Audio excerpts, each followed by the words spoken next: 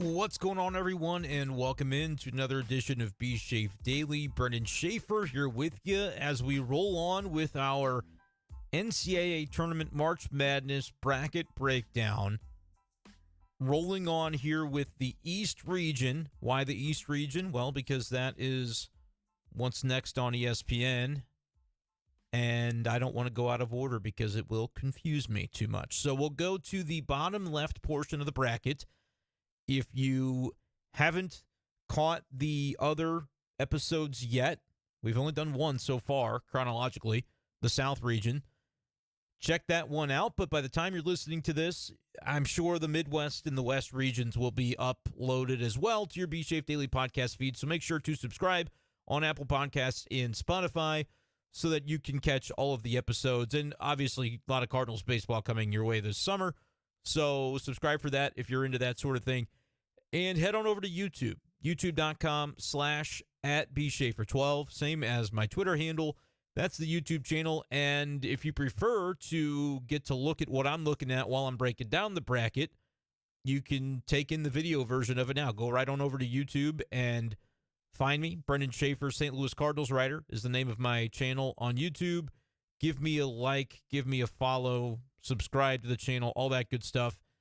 And I've kind of got my screen showing here with the bracket that I'll be filling out. I've got the KenPom rankings up. I pulled up 538 so that we can give the folks a little bit of an idea of what the metrics and the analytics are saying in terms of teams that are supposed to advance or not advance. That was something I didn't do for the South region, and I wish I had had that up. But we'll have it moving forward. And we'll have a little bit of fun here breaking down the South region of the NCAA tournament. So, once again, youtube.com/@bschaefer12 if you'd like to watch. But if you want to listen, let's roll in on it right now, beginning with the top of the East region, Purdue, my nemesis, it seems like. Although they did end up, what was that, the Ohio State game, I believe, in the Big Ten tournament.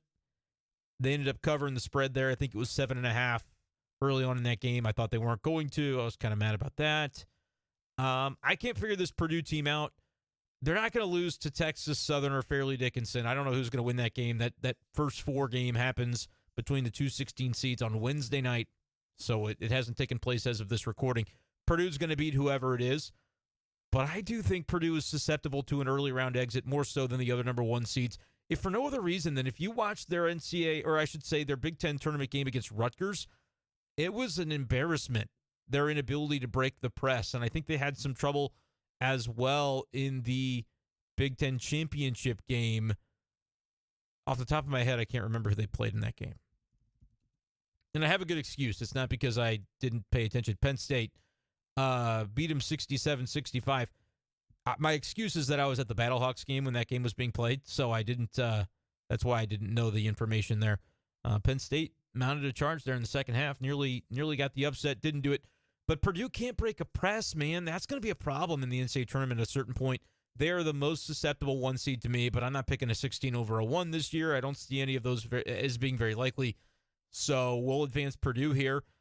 Another 8-9 situation between Memphis and Florida Atlantic. We've got another team, 30 wins. We talked about Charleston in the last bracket breakdown of the South region as a 31-win team. Same story for FAU. 31-3 is their record on the year. But you look at their wins. They beat North Texas. Okay, that's not a tournament team. UAB beat them twice. Not a tournament team. Beat Florida by 2. Not a tournament team. Lost to Ole Miss by 13. Not a tournament team.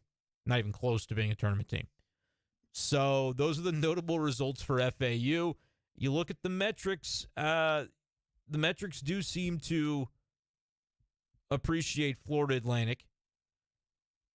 If I can check out the KenPom here. 26th in KenPom. They're actually top 40 at adjusted offensive and defensive efficiency. How about that? Florida Atlantic could win the national championship then, technically. Because I think it's 17 of the last 18 have been national champions, that is, have been within the top 40 of both adjusted O and D efficiency, according to KenPom. And I may be even getting the top 40 wrong on that. I think the majority of them are even top 25. But in the case of Florida Atlantic, how about that? They're top 40 in both of those categories. But again, you look at their schedule against Conference USA competition. How do you come up with that they're the 26th best team in the country?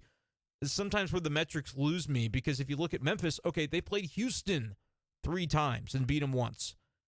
Beat them once to claim the AAC championship game in that tournament on Sunday. I believe it was Sunday. They played at Alabama and lost by 3. Beat Texas A&M, that's another tournament team. Beat Auburn by 9, that's another tournament team. Memphis is battle-tested. Penny Hardaway's group is capable of laying an egg. And I get it. FAU is popular. If they were a 10 seed, I think they would even be more sexy, right? Because it feels like more of an upset. I just don't necessarily see Memphis bowing out to FAU. The resume is more impressive for Memphis, I should say. They're only 2-point favorite according to DraftKings Sportsbook, but I'm all over Memphis in that matchup. Sometimes the 8-9 games, 64% according to 538. They give Memphis a 64% chance to win that one. I feel pretty good about it. Sometimes those 8-9s, you just don't want to second-guess yourself, and this is a situation where I'm not overthinking it. I think Memphis is a pretty good spot there. I think they're better than FAU. Here's the one that I have a lot of trouble with, and honest to God, I haven't picked the game yet, and I think I'm about to because I'm doing this podcast. I have no idea what to do with Duke versus Oral Roberts. I really don't. Duke has been playing some really good basketball coming into the NCAA tournament.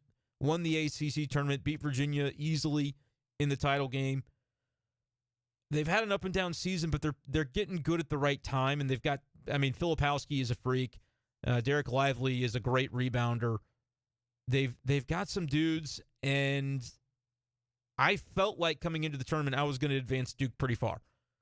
I also felt like Oral Roberts was going to be an upset team that I was keen on, and I want to be, but they're facing Duke, and I feel like Duke is in a good spot. Like, look at Oral Roberts, their results: 38-point loss to Houston, I should say, 8-point loss to St. Mary's, 10-point loss to Utah State, lost by 7 to New Mexico, who did not make the tournament. They don't have any quality signature wins, but they're a 30-win team. But do remember a couple of years ago, they made the Sweet 16 as a number 15 seed, and Max Asmus, the super talented guard, was part of that, and he's still there at Oral Roberts. And they also now have Connor Vanover, 7'5" center. If you remember, if you're a Mizzou fan or an SEC basketball fan, you'll remember seeing him with Arkansas last year. He was sort of a, not a regular. He played regularly, but I don't even know if he was a starter for Arkansas. But he's more of a fixture with Oral Roberts here. I don't consider him to be like the type that can bang bodies underneath with the likes of Lively or Filipowski even. He's got the size, obviously, the length to do it, but I don't know, man. I want so badly to pick Oral Roberts. I love Max Asmus. I love the notion of an upset. I think Duke got jobbed being a 5 seed. I think they should have been up here where Virginia is as a 4 seed taking on Furman. Just switch those two, and I think that would be a little bit more equitable because I think Duke's the better team. They did win the ACC championship game over Virginia, but the bracket is the bracket, and Duke is a 5 seed. I'm going to pick it. I promise. I'm just not going to pick it yet. I'm going to delay the inevitable as long as I can. Let's move on to the 4-13 matchup between Tennessee and Louisiana. No Zakai Ziegler for Tennessee. That's a problem. I think it's going to mean a short tournament stint for the Vols as I accidentally on the YouTube close out everything that I was intending to have open. My bad if that messed up the video. Tennessee, though, still number 5 in KenPom. Their adjusted offensive efficiency is 49th. That's not great. But number 2 defense in the country. Again, the slow tempo can make you susceptible to the upset if you're not shooting the ball well and you get behind early. But Louisiana, do they have the offense? Yeah, maybe. They kind of have that vibe of we're gonna just try to outgun you. 57 in adjusted offensive efficiency, 146th on the defensive side for the Ragin' Cajuns of Louisiana. You look at their numbers for the season. Sun Belt team, they lost to Texas by 28. They lost to Drake by 12. Those are their notable results.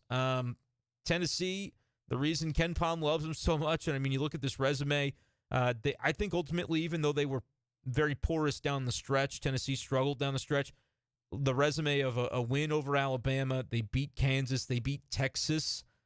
I don't know that there's any team in the country that has 3 wins of that caliber. I mean, that's 2 wins over one seeds and another win over a 2 seed. So really impressive wins by Tennessee that got them on the 4 line despite the way they struggled down the stretch. I don't think Louisiana is a 13 seed that I respect a lot. If it was Furman here, I could be intrigued. Who are the other 13s? Kent State, we'll get to them. I think they're interesting. Iona, coached by Rick Pitino, interesting. I think Louisiana is the worst 13 seed in the tournament field, and so I just am not going to pick the upset here. I think Tennessee can advance, but again, I think they're at risk of an early exit with no Ziegler running the point. If they don't have the efficiency offensively, you saw Mizzou beat them in the SEC tournament. I'm not super high on a deep run for Tennessee, even though they are very talented. They have the ability to overcome some of those injuries, but I'm just not so sure how long I see them staying in this tournament. They're going to win that first round game, though. I feel pretty good about that. Another SEC team, Kentucky, is interesting. If you take out the Vanderbilt games down the stretch for Kentucky, and they lost to Vanderbilt twice late in the schedule, but if you take those out, they played some pretty good basketball down the stretch. Beat Arkansas on the road. Beat Auburn handily in a home game, 86-54. And they won at Florida down the stretch. And they also beat Tennessee by 12 on the 18th of February. And a road win at Mississippi State before that. I don't know what happened here in the Georgia game. But if you look at Kentucky, man, they played well down the stretch outside of losing twice to Vanderbilt, kind of inexplicably. So I want to be heavily interested in Kentucky. I do. It's, again, that 6-11 thing, and 11s, don't overlook them. I feel like I'm making the mistake in my bracket of kind of overlooking them because I am going to take Kentucky here. But I also think, man, if you talk about upside, Kentucky certainly has upside. You look at some of the big wins that they were able to put together. They're an impressive team. Beat Tennessee twice during the year. Texas A&M is a really good team. Beat Arkansas. Absolutely smoked Auburn. Those are all tournament teams. I feel like, man, if you've got Oscar Tshiebwe, you got a chance. Providence is a team that historically I like to overlook. Last year, I don't think I had them even winning in the first round, and they advanced to the Sweet 16 as I think a 4 seed last year. It was Providence. I think it was South Dakota State. I thought, that's the upset. It's going to happen. Nope, Providence handled their business. I don't think they're quite as good this season. I think I'm going Kentucky here. I've got Kentucky making a little bit of a run, actually. And so we'll go with the Wildcats. I know that if you look at those 2 Vanderbilt games, they didn't play well, but I think the talent and the coaching. Hopefully Calipari gets it together, and the talent and the coaching can win out for Kentucky in this one. Kansas State is the 3 seed taking on Montana State, and I want to pull up the DraftKings Sportsbook lines on this one because 8.5 is the line here. That's the lowest, I believe, of all of the 3-14 matchups. I'm not too intrigued by Montana State, though. I think this is just showing that maybe K-State is a little susceptible to a loss.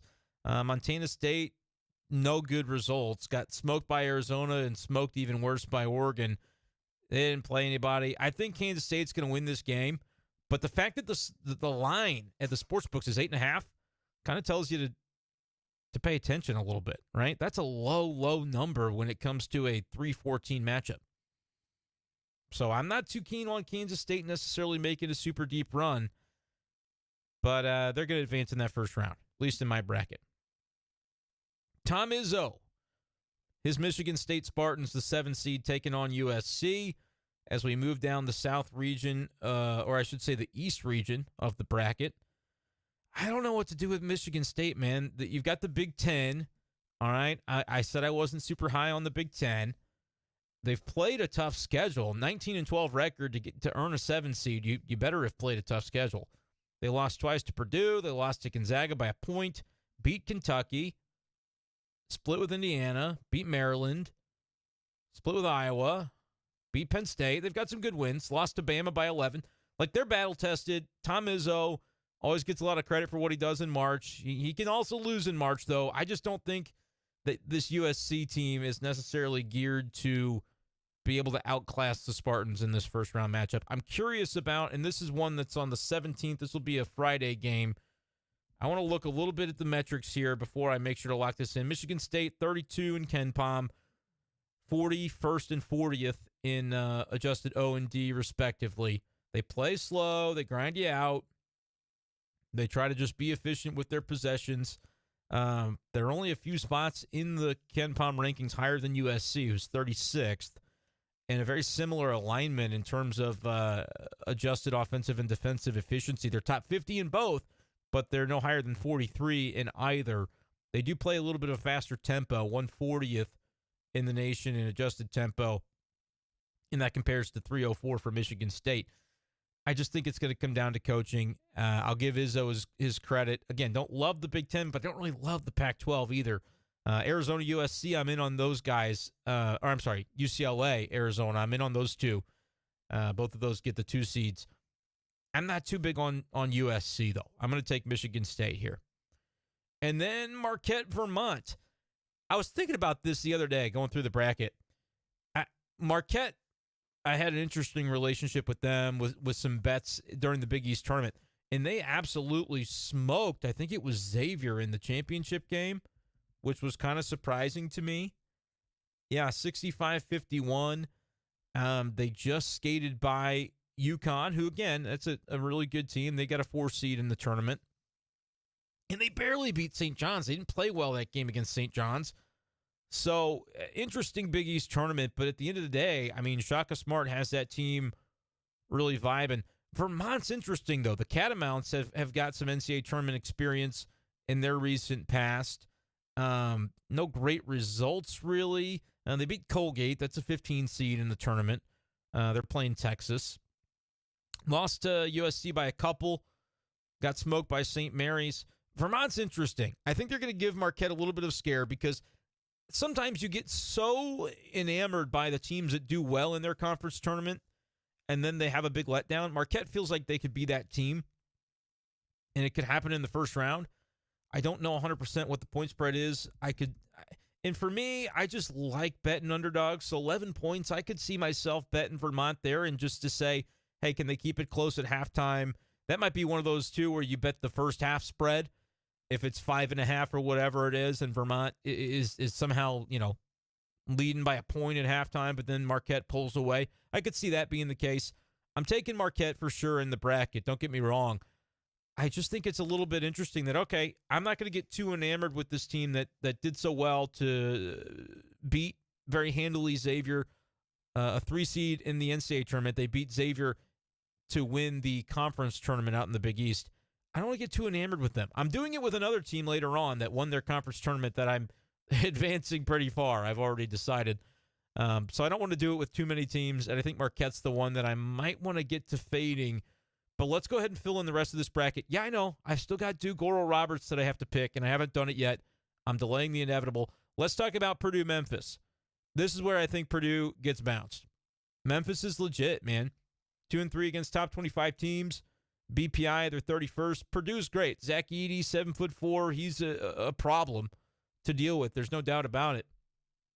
But I made it up my mind. I'm disrespecting the Big Ten. I'm disrespecting Purdue because I'm tired of watching them play. Tired of watching their whole conference. So, and Illinois fans, if you're listening, or any Purdue fans, if you're listening, Big Ten fans, if you're listening, sorry, but I've got to go with my gut on some of these things, and I just think the Big Ten's a little bit overrated. It's like I can only watch Nebraska and Ohio State and these terrible bottom of the conference types of teams. I can only watch them hang with or defeat some of the top teams supposed top teams in the conference. I only see that kind of stuff so many times before I go, maybe it's not parity. Maybe it's just the Big Ten's not that good. I'll probably end up eating these words if the Big Ten has a great NCAA tournament, but I'm going Memphis over Purdue. That's the first 1 seed that I've got getting dropped. I've got to happen in the round of 32. Purdue falls to Memphis, which, again, that's scary for your bracket because if Memphis doesn't beat Florida Atlantic, I'm boned. But that's the move I'm making. I'm taking Memphis to the Sweet 16. Okay, here we go. We've got Tennessee against nobody. We're going to come back to this. I'll explain why, but we're going to continue to delay the inevitable on Duke, Oral Roberts.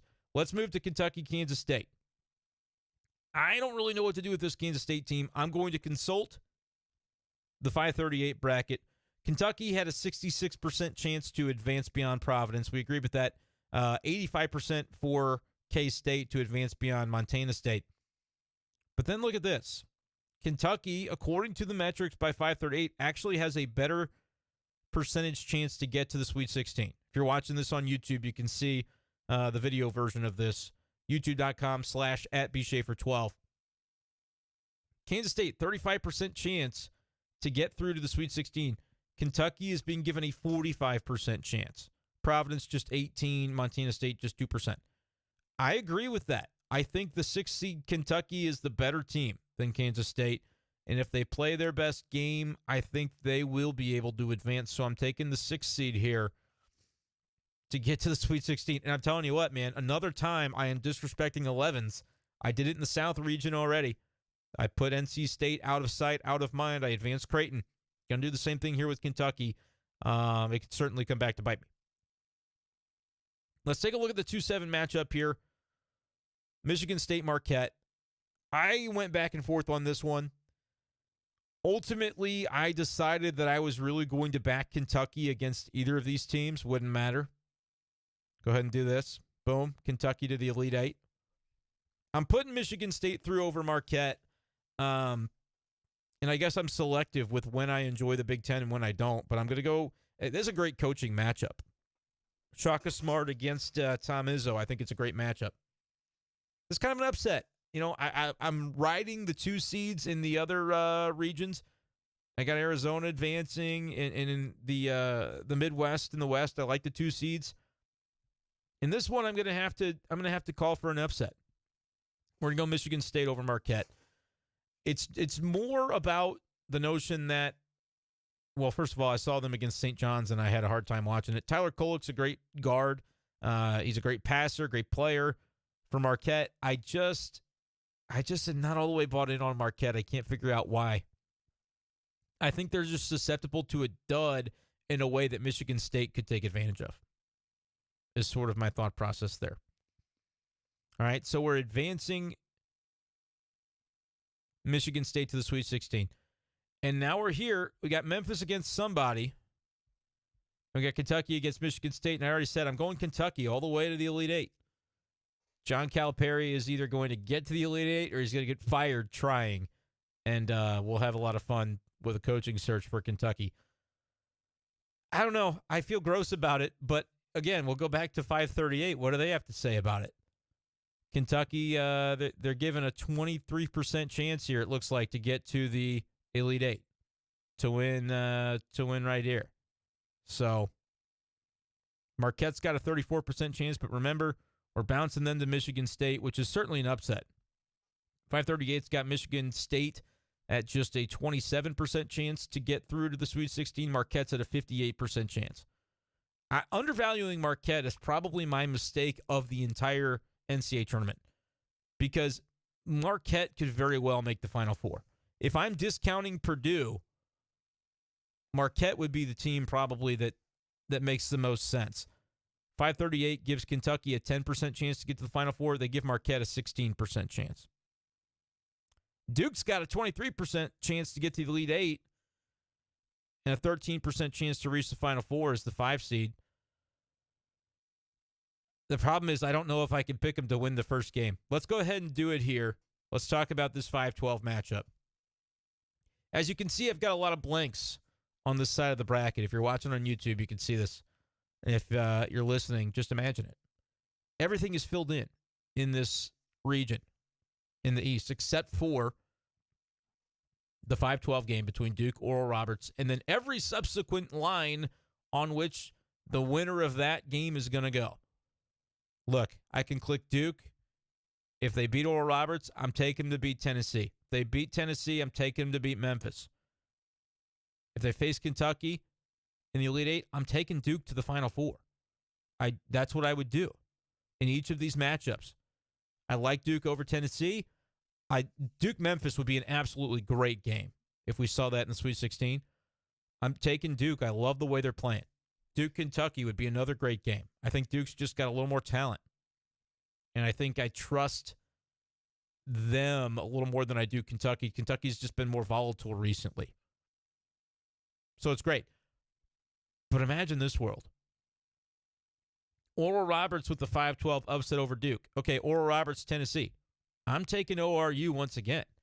And then we get Oral Roberts, Memphis in the Sweet 16. I'm taking him again. Oral Roberts, Kentucky to go to the Final Four. I would take Oral Roberts. I am literally going to take whichever team I pick in this 5-12. I'm taking that team to the Final Four, and I cannot for the life of me decide whether it's Duke or Oral Roberts. I'm recording this Tuesday night. I've got another day or so before I have to truly lock it in. I want to pick Oral Roberts so badly, but it feels like one of those situations where you're trying to be fancy. You're trying to, go with the popular upset pick. And in reality, this is where you just need to go back to the chalk. But at the same time, 81% on ESPN have Duke advancing out of the first round.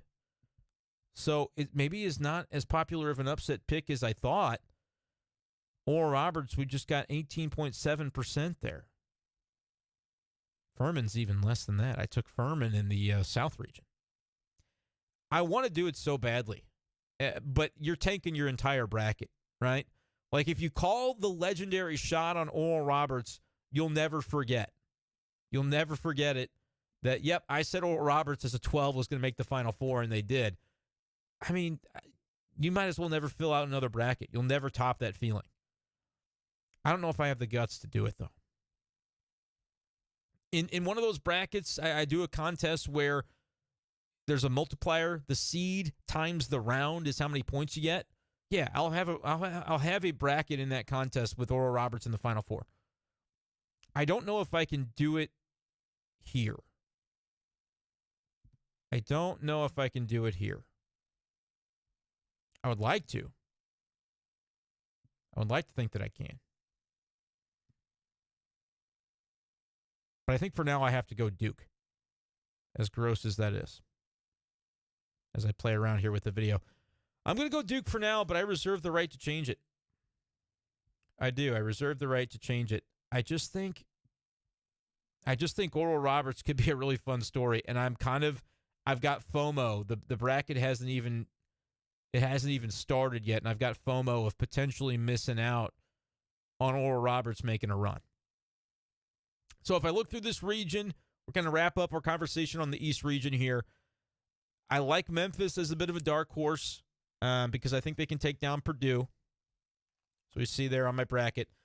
I like Oral Roberts. I mean, of the double-digit seeds, that's really the only one that I'm keying on in this bracket. The upset element of it for me really comes in, though, with Michigan State and Kentucky advancing to the Sweet 16, duking it out, and then potentially Kentucky against Duke for a trip to the Final Four. My whole bracket sort of rides on this, honestly. Duke, I think, is like plus 750 to win the region. I think that's great value. If they win their first game, I would almost be surprised if Duke is not in the Final Four. I think they got to get through that first sort of speed bump, and Oral Roberts has some experience in guys that have been here before. Connor Vanover, I believe, was playing for Arkansas through that Elite Eight run last year. So even though he wasn't on Oral Roberts the first time they made the Sweet 16, he could help them to that point this year. Tennessee, we've talked about the injuries with them. Like there's reason to believe that Oral Roberts could be the Cinderella story of this bracket, but we'll see if I end up having the guts to do it. For now, I'm going to say that I don't, and we're going to go with Duke getting to the Final Four, and they'll be matched up there with Alabama. Looks like so. That's what I think we're dealing with in the East region. I so badly want to do it, but I'm going to sign off of this podcast here. Keep rolling through the rest of them. Make sure you subscribe to Be Safe Daily on Spotify, Apple Podcasts. Appreciate you guys, too, for listening to the Spotify for podcasters ad that you'll hear running in the middle of the episode. You'll hear that going forward on B Shape Daily. It's a way for me to make a little bit of money. But if you like the podcast and you want to help out with that endeavor, patreon.com/bshafer12. You can sign up for the Patreon to support B Shape Daily. So appreciate you guys as always. Keep listening to the rest of the NCAA bracket breakdowns and let me know what you think about them at bshafer12 on Twitter. But we'll talk to you next time on B Shape Daily. Peace.